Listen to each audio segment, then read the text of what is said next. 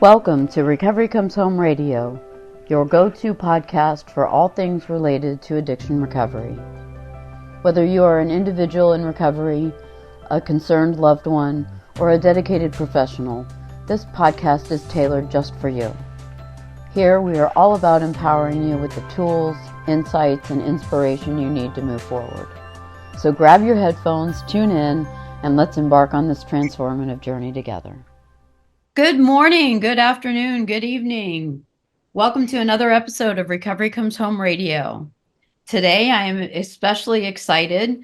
I've got Vera with me today, and she is a certified holistic life coach, a yoga instructor, and meditation teacher. She's suffered with her own addictions from cocaine, alcohol, and cannabis, and her mission is to advocate for and support those who want to make a change in their lives by creating a safe environment without judgment or shame. She believes in the potential of every person to build an authentic life filled with meaning, joy, and happy relationships. Her mission is to support people who feel disconnected from others and themselves to rediscover that connection through yoga, mindfulness, and coaching.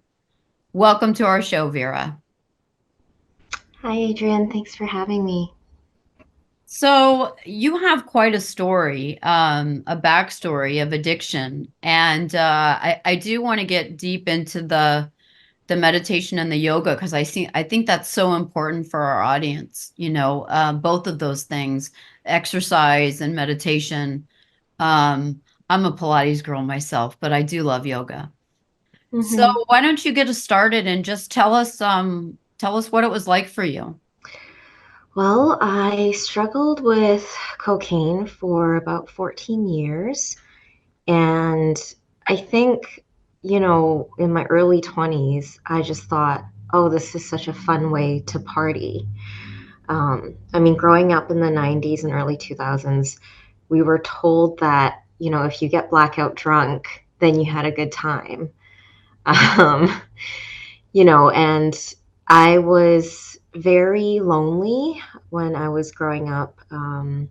Didn't have a lot of friends, always really envied the popular crowd, and just thought, how can I get in with them? Like, that is the life I want to live, just surrounded by friends, surrounded by people who love me, always having lots of events to go to, because it was like the stark opposite of what my life was, which was very sheltered. My parents immigrated from Hong Kong, so it was a very typical immigrant Asian family where very strict house rules. The expectation was go straight home after school, study, do homework, no social life. Weekends were for practicing piano and more studying. If there wasn't homework, they would create homework for me. Like, they just wanted me to be kept in their sight at all times, doing what they thought I should be doing. So then my only escape was just to read, really. And as a deeply feeling person and a very sensitive person, I had a lot of emotions with nowhere to go. There wasn't anyone that I could really talk to. And I think that's one of the big tragedies of growing up in a household that seems very normal. Like, the parents are still together, there's no divorce, there's no real fighting, but there's so much tension because in Chinese households, nothing is talked about. Like, anything emotional is swept under the rug. If someone is upset, it's just passive aggression. So while on the outside, things appeared perfect, or like they really want to uphold that perfect image, in reality, I was sensing constant tension, constant dissatisfaction between my parents. And the image that just came to my mind was like, the duck that's swimming on the water, and underneath the water feet are just like, so it looks great on the surface. Yeah. But underneath, the scaffolding has fallen down. Yeah. And I internalized a lot of it because also typical in a Chinese household is the parents will say, well, what, you're not making me happy. You need to be better so I can be happy. You need to do X, Y, and Z so I can be Wow. proud of you.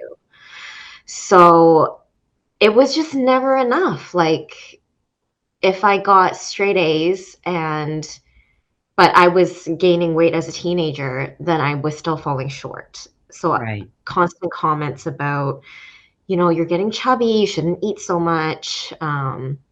Or, look at so-and-so's kid, like they're excelling in X, Y, and Z, and what do you do? Like Right. almost like, so there was always like the goalpost was always being moved. Very, very Um, much pressure, it sounds like. A lot of pressure on you. a lot of pressure and also a lack of emotional empathy and understanding. So again, coming back to feeling like there was a lot of pressure coming on, but then there was no release, right?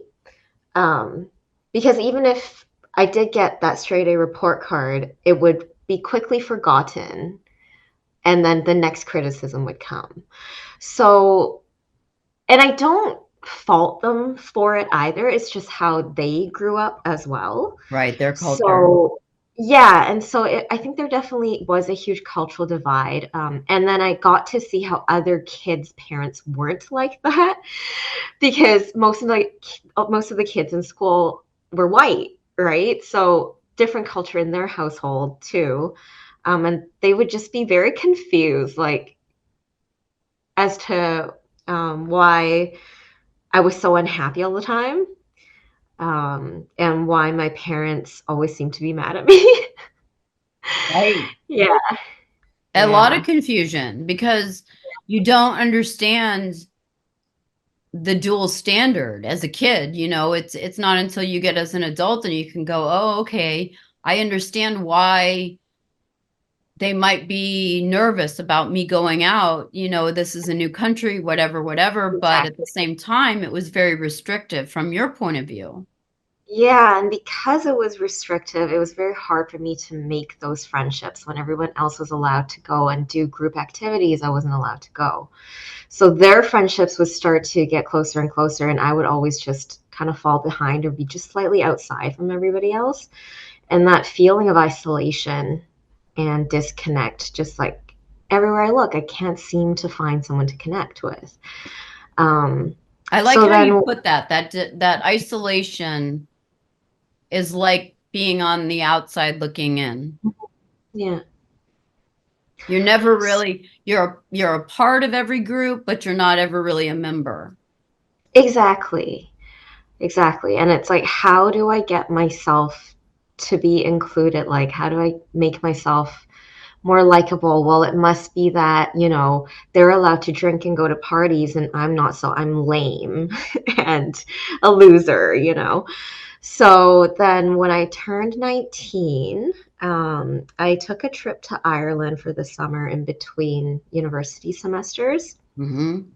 And huge drinking culture over there. And I just let loose, like, got drunk for the first time within probably 3 days of being there. Wow.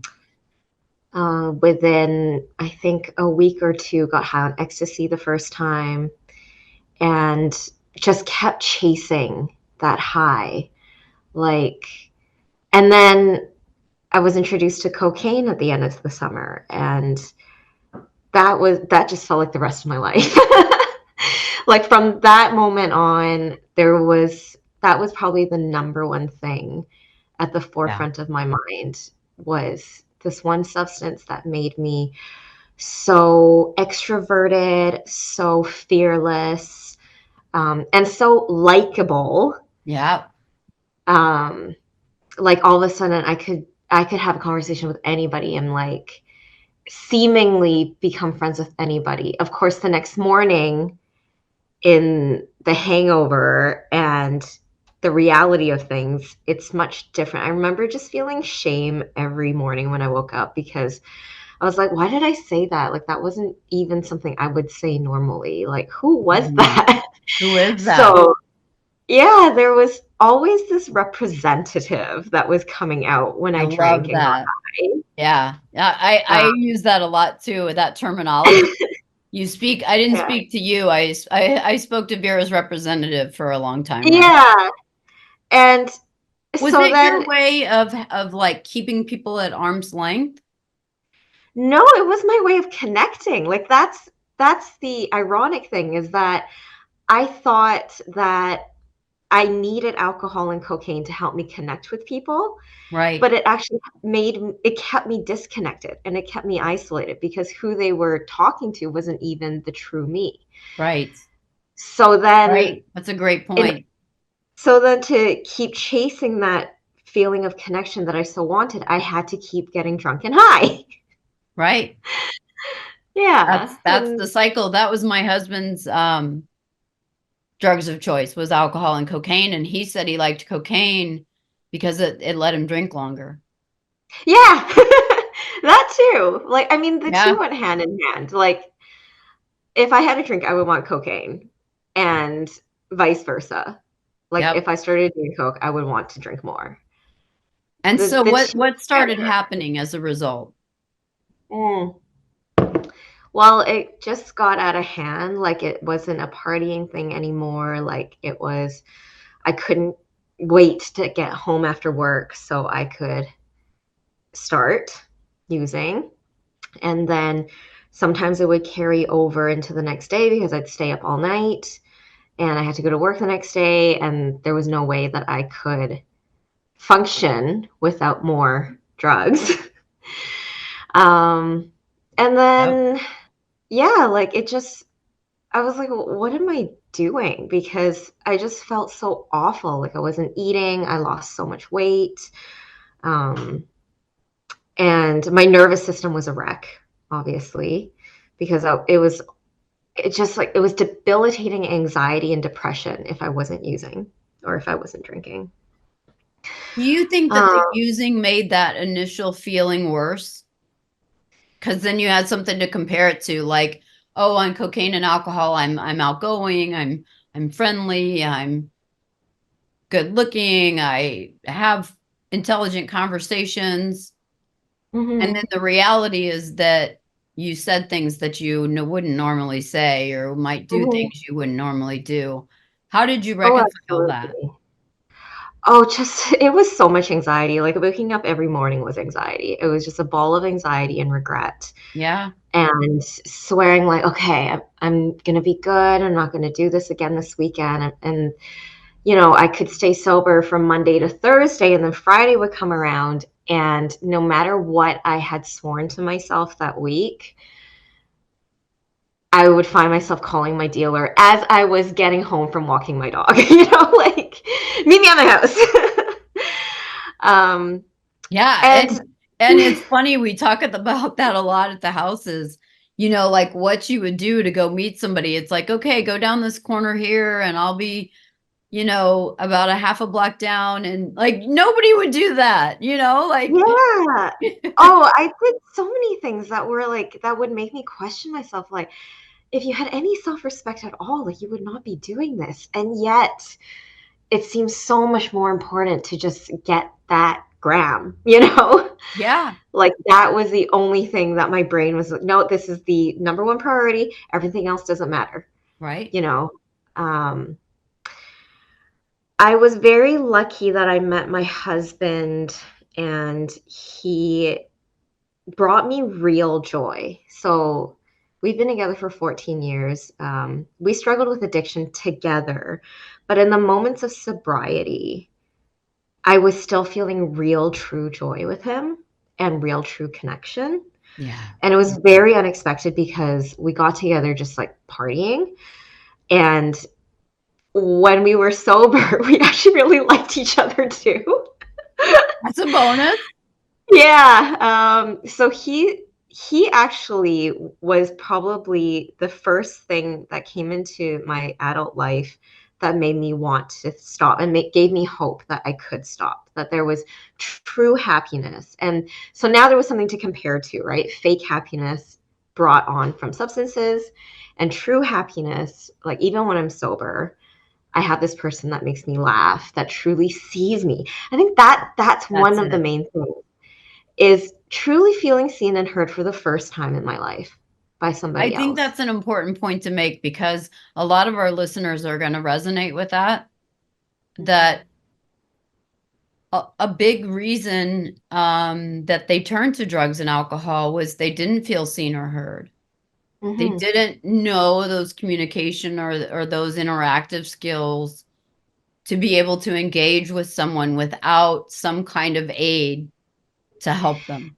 Yeah, and I think it comes back to, I was growing up, and I'm sure lots of people are in the same situation. If you don't feel seen and heard and you're constantly dismissed, then you internalize that and feel like it's something wrong with you. Yeah. And Not a so you bad think, choice. You're a bad person, right? yeah, and so you feel like the substances make you more acceptable. And so, okay, well, then I just need this if that's what it takes, right? Like I've never felt that happy until I had that first hit of ecstasy. I never felt that confident until I had that first line of cocaine. Um, But then in the so moments after you met your husband, you did find that there were some times where you could really connect on a soul level yes, and feel joy and happiness. and true joy, true happiness, and true confidence. Like he is one of my biggest cheerleaders. I'm so lucky to have him. Like, So it you showed you know, that it was possible. yeah, it showed me that actually me without the substances is still lovable and still acceptable. Of course. Oh, Mm-hmm. that makes Um, me sad that you say that, because I mean, I look at you, I've talked to you, you're beautiful, you're articulate, you're intelligent, and it's just it's a hard situation to be in, because then you find this substance that is bad for you but makes you feel so good yeah, I mean we do it because it works, right? It works for a long time until it doesn't. until it doesn't. That's right. Yeah. And Yeah. and tell me about those moments leading up to when it wasn't working anymore. Well, I think it was really hurting him to see me like that, and I was also keeping it from him out of shame. Mm. And so he was really busy. He went back to school to become an engineer, and I was supporting him. And it was really lonely because he was at school like 12 to 14 hours a day. So he basically Wow. came to sleep. It was very hard. Like it was very hard for him and it was very hard for me. I just felt all of a sudden super lonely again. Like the person that I depending on so much couldn't be there for me. Um, and and my very like drug addicted and immature mind felt like a victim, right? Of course. So Of then, course. yeah, when he was out of the house, in order to cope with the loneliness, it was more drugs and more alcohol. Mhm. And he would come home and I would pretend like I was not using. And of course, he knew. And he was just so tired of the lies and going behind his back. And I was very tired of him getting mad at me and feeling like so ashamed around it. And I was like, okay, I really need to quit this. And also we had adopted a rescue dog and I wanted to be better for her as well. Um, and also my sister, I have a younger sister that's 8 years younger than me. And I kept my addiction from her for a long time. And when I finally told her, it was like a huge weight off my shoulders. But I also knew Yeah. that I had kept it from her because I wasn't ready to quit. And when I told her, I was I was ready Ready. to have somebody else hold me accountable. Yeah. You told on Um, yourself. yeah, exactly. That's a great way of putting it. Yeah, yeah. Because I knew in out of all the people in my life, her and my husband's approval and love mean the most to me. Do you Like think they they're the people I understood don't it want to more let than down. your parents? My parents still don't know. Yeah. Wow. Like, and I'm sure that on some level they knew because I'd be at these family things drunk and high, right? Yeah. Yeah. And they know who I am when I'm sober. Like, so I think they were just turning a blind eye because, again, we don't talk about hard Right. topics, We sweep right? them under the rug until they start Yeah. smelling and causing a disturbance, right? Yeah. So yeah, they never mentioned anything. In fact, I think it worked better for them that I was an alcoholic because there were a lot of issues that I didn't bring up. And it's actually in the last year since I've also quit alcohol that I've confronted them about a lot of the things that they did that were not okay. And now we're not speaking because they can't face it. That there's and I think you're right that there's some people that just can't have those kind of conversations. Exactly. Yeah. And I've made it very clear, like, until we're ready to have those types of conversations, I'm not going to continue with this fake perfect family image. Like, I'm Yeah, that done. gets old really fast. And It's the not only way real. I was, It's not real. yeah. And because I knew it wasn't real, I needed alcohol and Coke in order to help uphold that image. Yeah. So, yeah. And what was it like for you? Like, did you have huge withdrawals? Did you go to a treatment center? Did you do this on your own? How did that play out? Well, I took a big leap and I went to counseling, which was terrifying. And it took years. It took probably 3 to 4 years of counseling and doing inner work and really like facing myself to finally stop using. So I've been clean for exactly 4 years now from cocaine, and a year and 2 months sober from alcohol. Nice. Yeah. Congratulations. Thanks. Really. Yeah. That first year, the statistics I always tell everybody, if you can make it to that first year, you've got an 80% chance of making it long term. Yeah. With Coke, I had one pretty successful stint where I was clean for about 9 months. But then I found out that my dad had been cheating on my mom for 10 years. Oh And gosh. and in order to protect himself, he had triangulated me against her, telling me that she was crazy. Um, and so when I found that out, I relapsed Mm-hmm. because I was also working with him at the time. So seeing Mm-hmm. him every day, and I just didn't know how to deal with it. Like, there were Yeah. so many emotions, very complicated emotions. Um, and then when COVID hit, I had probably been using again for like a year and a half. And when COVID hit, I was like, okay, I need to stop. Like, Yeah. I'm not going out anymore. I'm not partying anymore because there was nothing to go to and nobody to Yeah. see, right? Right. So I used one time while at home during the lockdown, and I was like, this is stupid. Like, my body doesn't even like this anymore. Yeah. And and there's so many more things I can do with this time. Like, I knew that I needed to set some goals in order to not fall into this huge depression of staying home all the time. Right. So I started reading more books on personal growth, Wayne Dyer, Brene Brown, like a lot of books that helped me start to deal with my emotions. And by then I had started doing yoga for about 6 months. So I had this physical aspect too of releasing emotions that wasn't the gym, because the gym can be cathartic in some ways, but it's also like I'm still pushing myself. It's not teaching me Mm-hmm. real self compassion, Right. whereas yoga did. Right. I completely agree. I feel the same way with Pilates. There's a connection with the breath, Hmm. with the movements and things that doesn't happen in like circuit training or deadlifting or whatever. Yeah. Hmm.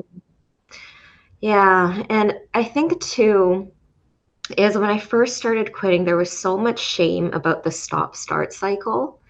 And Yes. it's why I wanted to become a yoga meditation teacher. It's why I wanted to become a coach, because I really want to let people know that there's no judgment and there's no shame. The fact that you're even trying to quit, the fact Yeah. that you're even thinking about wanting to quit, that's a It's a huge, big huge deal. achievement in Yeah. It's itself. a big deal.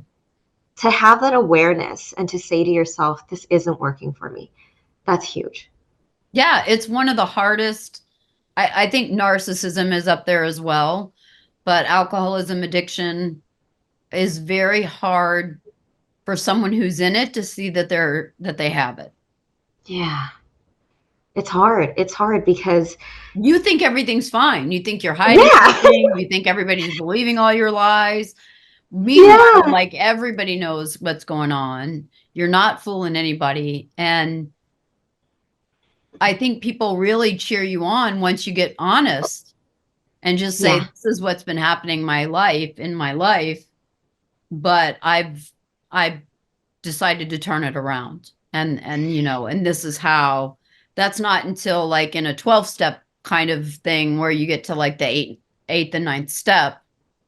hmm, Um, because you got to be careful who you're making amends to. We've had people that have made amends to ex-wives, and the wives use the letters to go keep them from having custody.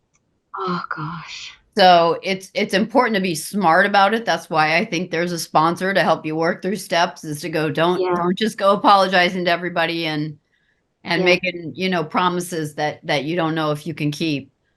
absolutely, But it yeah. is important to replace those bad coping mechanisms with healthy ones. Well, absolutely. Like, I think when I first started wanting to stop, it didn't work because it's like, okay, I'll take away alcohol, I'll take away cocaine, and then what? Like, what am I Right? supposed to do with my time? Right. What So, happens then? What do I do? yeah, That's a very yeah, legitimate, like people, I don't want people to miss this. What do I do with my life yeah, after you stop the drugs is a huge problem, because absolutely. like if you Yeah, have nothing on your schedule, yeah, that's a killer. yeah, You have to get yeah. busy, start reaching for, because your brain is like screaming, what are you Hmm. doing to me? Where's the cocaine? Why aren't you drinking any beer? Yeah, What are you doing to me? And you yeah, and have it to was, yeah. function like everything's fine. So part of it was, I had introduced yoga. Part of it was I had started reading more books that had helped me set more goals towards the direction that I wanted to go. And then very realistically, we got legalized. So when I was having huge cravings and huge anxiety, I still had a crutch. I could smoke weed. It would calm me down and I wouldn't want to use cocaine. But it was kind of like replacing one addiction with the other. Yeah, yeah, switching addictions. Yeah. And so I had to come to that realization as well, is do I want to keep altering my mind every time I'm uncomfortable? Or is there a way to face this discomfort that's healthier not just physically, but healthier mentally? Like steering me even more towards that direction that I want to go in, which is ultimately growth. Yeah. And it sounds Because like, I think with yoga, it kind of restores that body, mind, soul connection. mhm, yeah, and I think that's what happened as well. Like the more I did yoga, the more connected I was to myself, Yeah. the more misaligned the alcohol and the weed seemed. Yeah, because you didn't want to be that person anymore. And I didn't want to just numb out anymore. Like I was starting to see the benefits of connecting to myself and the benefits of connecting to emotion, how there's actually wisdom in emotion. And Yeah. it's not something to be feared constantly, because that's what was taught to us. Like like my role models, my parents, don't do emotion, you know? And so, No, and I didn't. yeah. I have a very good friend, Grace, that had a similar situation. Parents over here from Hong Kong. She was in, like, when she very first went to school, she was in ESL. But by the time I met her in 6th grade, she was not in ESL anymore. But it seemed to me that there was a misaligned expectation that you're either going to be a doctor or a lawyer, a pilot, the bar in an Asian family is set very high. And if you don't achieve that, it reflects directly on the parents in that culture.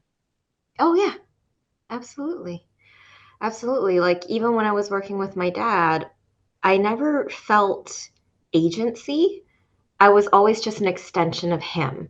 So he was very micromanagey, like, well, make sure you say this. And did you do this? And what about that thing we talked about? Well, make sure you say this to him and not this. And like, so everything had to be under his control. How about good And job? no, are you joking? How about I've never seen somebody handle that situation that way. That was awesome, Vera. No.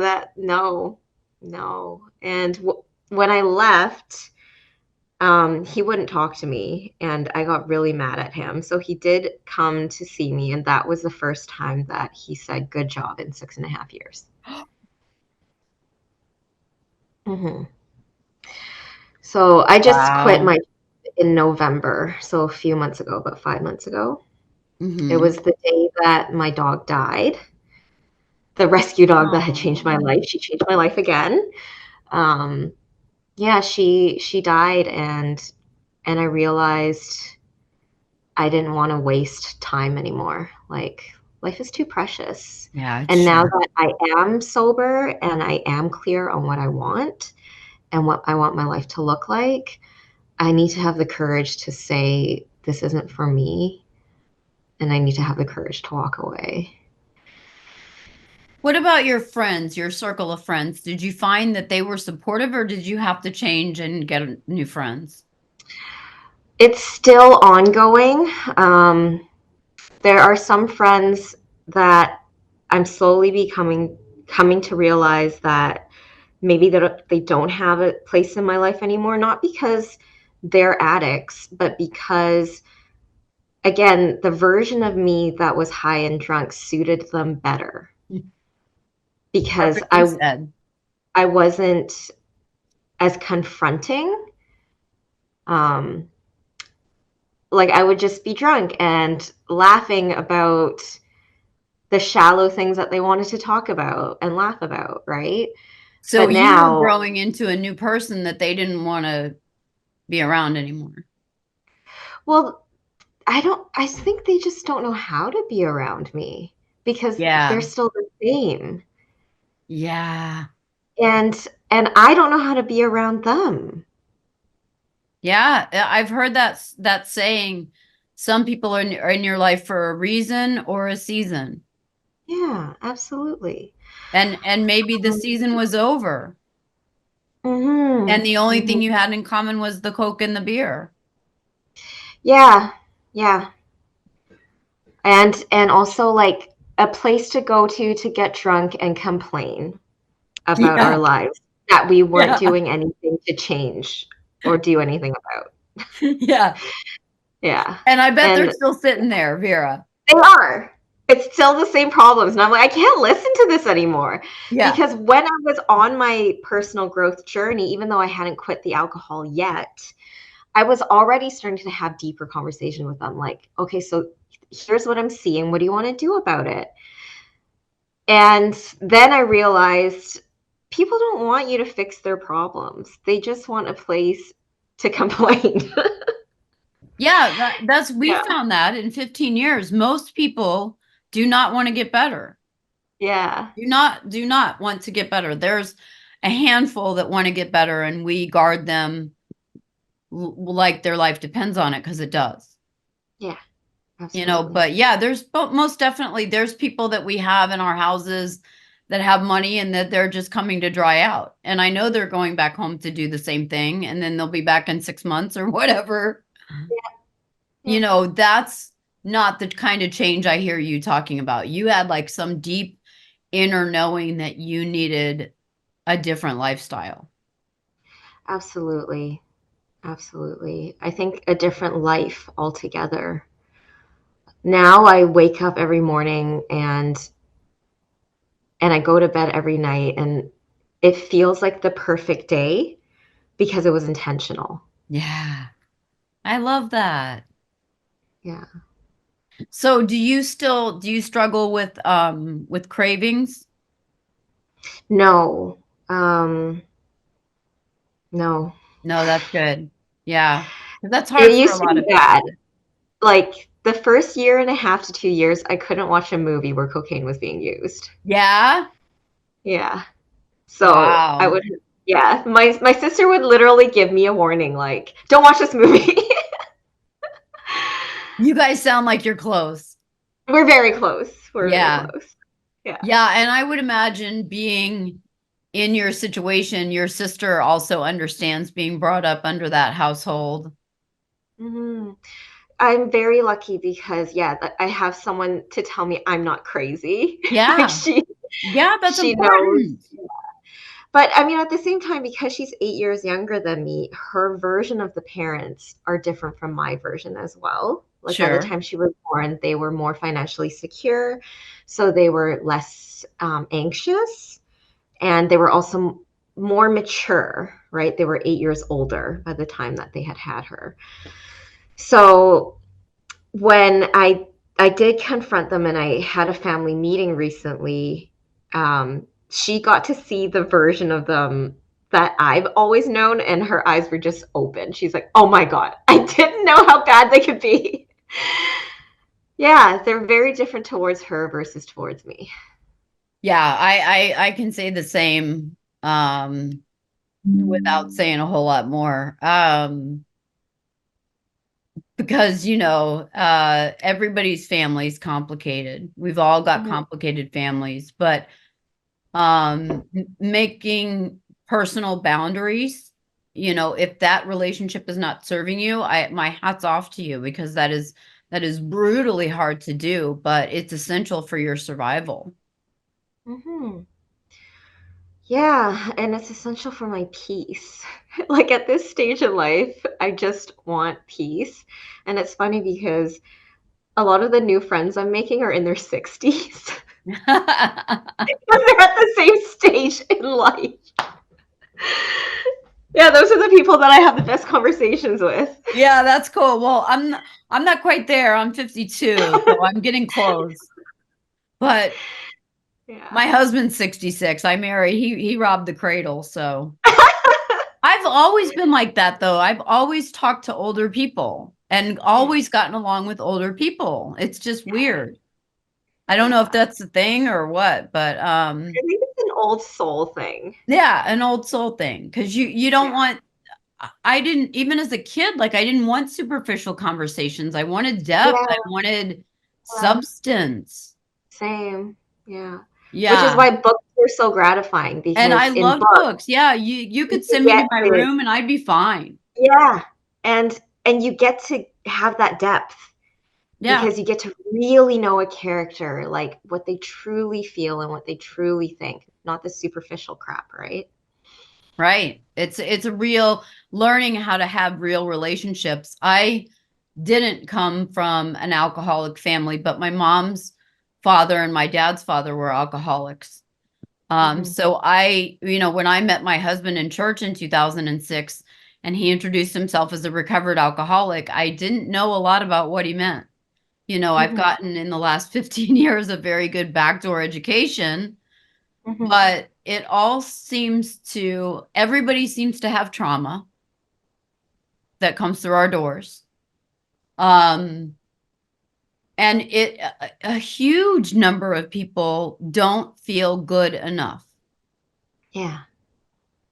Yeah. So they needed, in the past, it was a positive coping skill at one point, right? It would Mhm. help and it would facilitate and it would make you social and amiable with other people.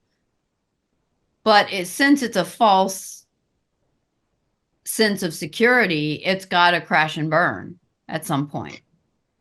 Yeah, So and the what have you body. done in the last year and then in the last 4 and then specifically in the last year without alcohol? Have you got some suggestions that people can reach for healthy coping mechanisms?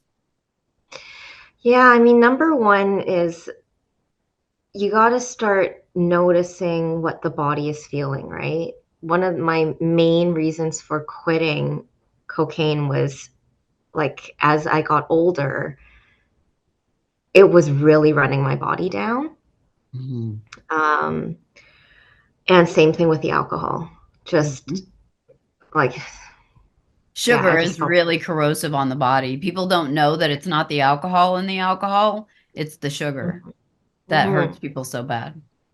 So having at least one physical activity that makes you feel really good. It could be as simple as going for a walk every day.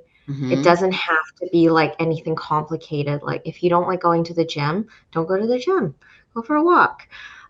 Yoga is really nice because it also gives you a sense of community. You're Mm-hmm. sharing energy with people in the room. There's a place for you to go to that kind of keeps you accountable to an hour practice, right? But I think for me anyway, that was my first entry into recovery was finding a way to connect with my body because then my body could tell me this isn't working. And then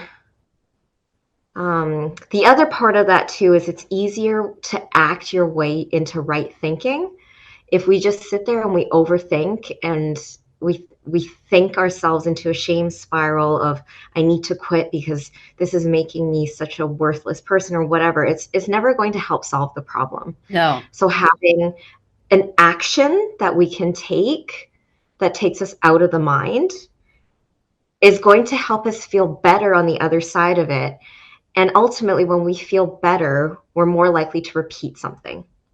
I love that. That's one of the things that we talk about all the time is that you can't think your way into right behavior, but you can behave your way into right thinking. Exactly, and that is Yeah, so true and so integral, in my opinion, to recovery. I think so too. You find out that there are things that you can use. One of my favorites is music. Hmm. It can change my mood or mind without being a substance. Yeah, You know, yeah. I frequently, like if I've had a couple of things that I was really nervous about speaking. That's a whole nother story because it's just, it took me a long time to get on camera um, for stuff that was all up here. Yeah. Um, Installed up there, but up there nonetheless. I take ownership of it because I'm an adult now. So what I was told as a kid, I was just repeating to myself Hmm. in my own voice, Hmm. and that's one thing that I did was I didn't like my voice Hmm. at all growing up. And Hmm. so I wrote a meditation that was about all the people that loved me, the people that I used to visit in the summers and relatives and whatnot. And I read it. I played music on my iPad and I used the phone to record it. I played ocean waves coming in and out, right? And then I recorded the meditation and I played it when I went to sleep. And that's how I got to, I wouldn't say fall in love with my voice, but at least I could listen to it talking to a computer screen and not go crazy. Yeah. But I think we all come from complicated families. And um, particularly since 2019, mental health is up 40%, domestic violence, addiction, suicides, all these public health crises, I think that are coming from us not being connected. Gabor Exactly. Mate said the opposite of addiction is not sobriety, it's connection. Yeah. Yeah. And like we were talking about earlier, you can think that you're making a connection when you're high or drunk or altered from some other thing, a behavioral addiction, for example, the dopamine hit that you get from gambling. But at some point, you've got to start reaching for things that make you feel that same way, but don't have a negative toll on your body. Yeah. And because the dopamine rush that we get from cocaine is 50 times higher than, say, the dopamine rush we get from eating a piece of candy. Wow. We're going to have to find a bunch of things that can fill that void of dopamine, right? Yeah. So, yes, yoga helped, and then walking really helped, and then having real conversations with people who actually like genuinely cared about me, starting to feel that connection was so integral to the whole recovery process. And knowing when I needed all these things, right? Like knowing when I needed these types of self-care and then actively going for it. It's a lot easier to just do a line of cocaine. You don't have to ask for anybody. You know, you seem self-reliant in a way, right? But yeah, at the end of that, like the morning after, that desolation and that hopelessness and that despair is unmatched. Yeah. And anybody who's gotten to that place, that dark, dark, dark place that hope does not live there. And you think, this is what my life has come to. This is all that it's ever going to be. So I just keep going through the motions every day and nothing changes if nothing changes, right? And your baseline keeps getting messed up too, right? The more you do it. The more So you do when, it. That's right. The more yeah, you have to. And then you yeah, get to a point where you have to do it just to stay well. So you don't get, yeah, just to feel normal. yeah, just so you don't get Yeah, sick during the day. That's true. yeah. Well, it's been really wonderful talking with you. We're coming to a close for the interview, but I wanted to ask you the question I always ask everybody is if you could go back and talk to Vera, you can pick the age that you want to talk to Vera and tell her what you know now about yourself, about how grounded you are and how centered you are and how you just have a beautiful spirit radiating out of you. What would you tell her so that she could get that quicker? Honestly, Adrian, I don't think I would. I love that answer. Tell me more. I think I got where I am today precisely because of all the suffering. Um, Would you all the trade it? suffering. No, Me no, either. not at all. Because all the suffering caused me to seek something else, something better, to seek the light, right? And the darker the places we've been, the more beautiful the light is on the other side of it. So, yeah, I've been to some pretty dark places, really dark places, but I wouldn't trade it for anything. It's lent me the wisdom that I have now, and it's also what keeps me going towards that light and towards more learning and more growth, and this intense drive to want to help people because I know how bad it feels.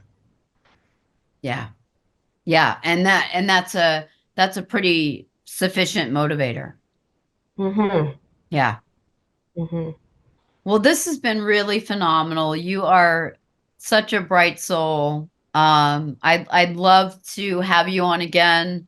later on down in maybe next season, and you can talk to us more about yoga and meditation and come more from the professional's point of view. But I thought it was important that our audience get to know you and your story, because it really is a beautiful 360, right? You've come full circle, and now you are living your best life. It's not for show anymore. It's for real.